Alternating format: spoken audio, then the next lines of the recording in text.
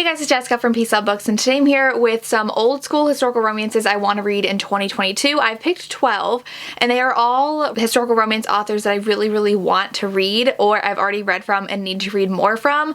They're all pretty old, published before the year 2000. A lot of them are also from like the 80s / early 90s, and I'm so excited to talk about this list. I'm also wearing my old school historical romance author sweatshirt that we are selling for the Historical Romance Readathon, which might be over already. I'm pre-filming a bunch, so I have no idea when this video is going to go up, but I love my sweatshirt. Even if you're not participating in the readathon, you can still get it, but I have 12 here.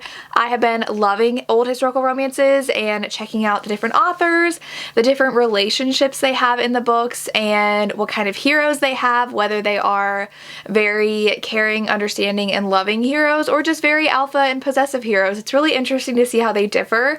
So I have some pretty iconic books on this list, but also ones you might not have heard of. So I will go ahead and get started. I picked 12 so that I could read one a month and hopefully keep on pace for that, but the first one is probably the most well known on this list, and that is Whitney My Love, the original edition of Whitney My Love, which I know my friend Lacey from Lacey Book Lovers read and really enjoyed, and I've heard a lot of mixed things about this book, especially because the hero, I think, is very alpha and domineering. I don't even know what this book is about.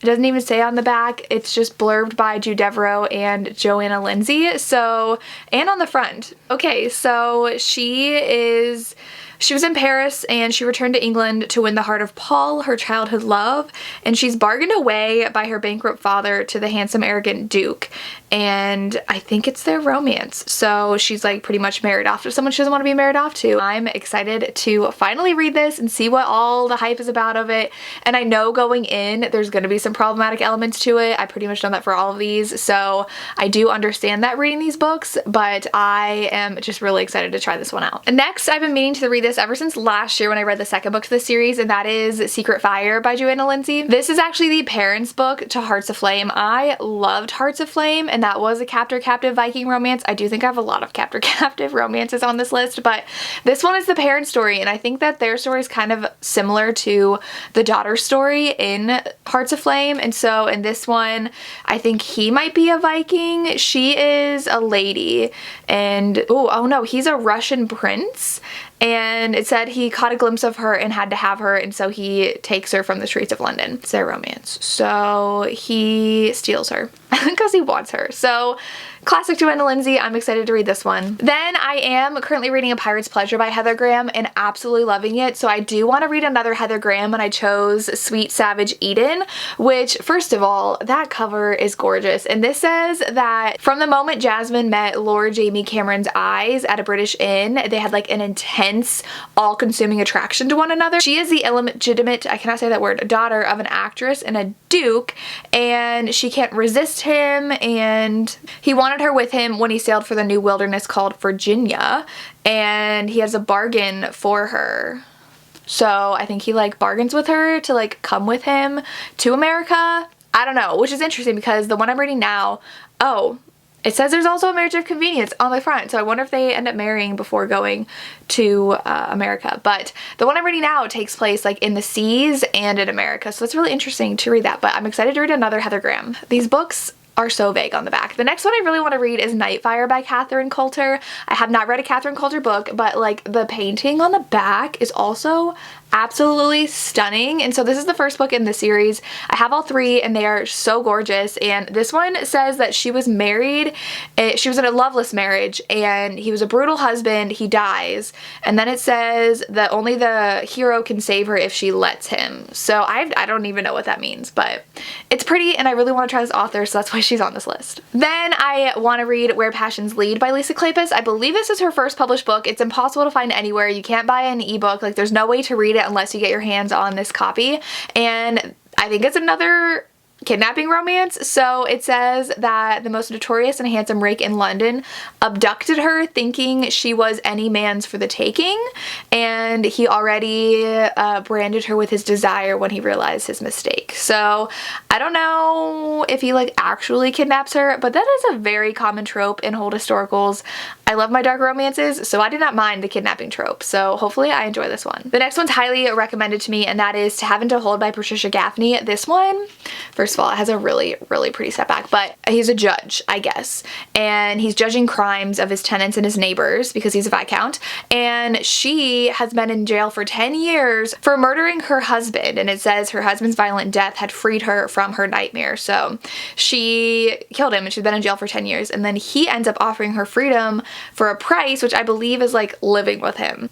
So this sounds really good. It just says that it's a ruthless and unkind bargain, and neither of them guessed how the tables could be turned.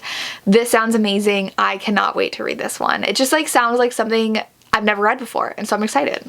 Of course, I have to have Amanda Quick on here, so I really want to read Deception, which is like her pirate hunting, like treasure one. We even have like a guy with an eye patch in the setback, and so she, I think, has to raise her nephews, which are 3 of her nephews she has to raise, and her true passion is studying ancient legends and long lost treasure.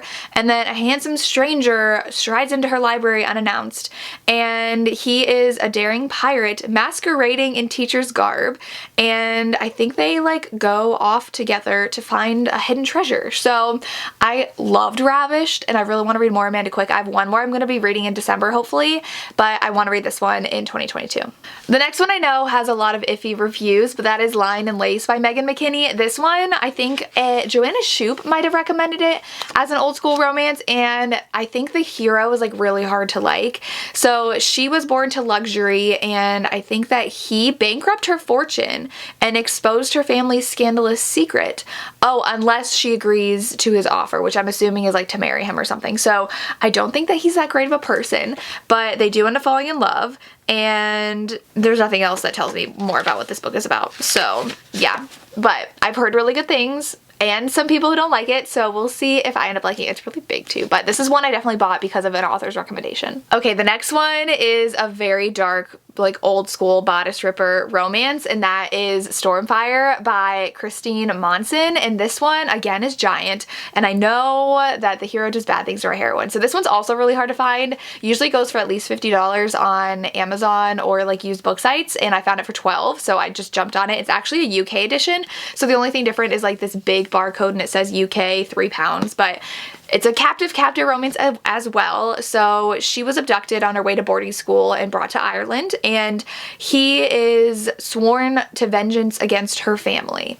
So another kidnapping romance, another questionable alpha hero, but I'm really intrigued and I cannot wait to read this. The next one sounds so good, and I bought it because of the step back, and that is Night Secrets by Kat Martin. So obviously if it's a bathtub step back, I'm buying it. But this one I think is a pirate romance, and she actually stows away on his ship and he finds out and they fall in love, I think, but then tragedy strikes and they're torn apart. So I'm excited to see how this goes. I don't know why she's like stowed away on his ship. I love a good ship romance. Like I said, I'm reading Pirate's Pleasure and it's so piratey and I'm loving it, and I need more like that. So I have high hopes for this. I have a ton of Kat Martin books and I really want to read more. So if you have any favorites by her, let me know. I know she also has more Captain books, but the next ones, the next two are on ships. So the next one is The Gift by Julie Garwood. So I guess they're already married. So she's a child bride and she's anticipating the day that her husband returns to claim her at last. And she doesn't know, her and his family are feuding, and she doesn't know that he's also a notorious pirate.